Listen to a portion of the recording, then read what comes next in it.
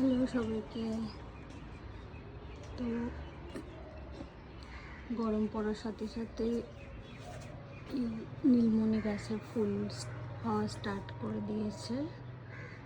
এটা হচ্ছে এই সিজনের ফার্স্ট ফুল।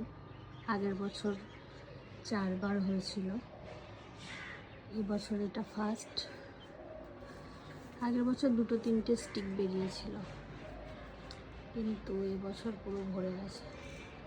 এখনো অনেকগুলো হওয়া বাকি আছে, এগুলোতে এখনো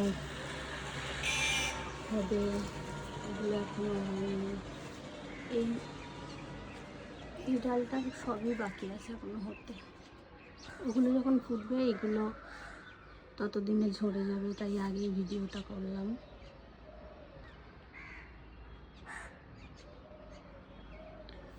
জাস্ট এইটুখানি একটা টবে হয়েছে।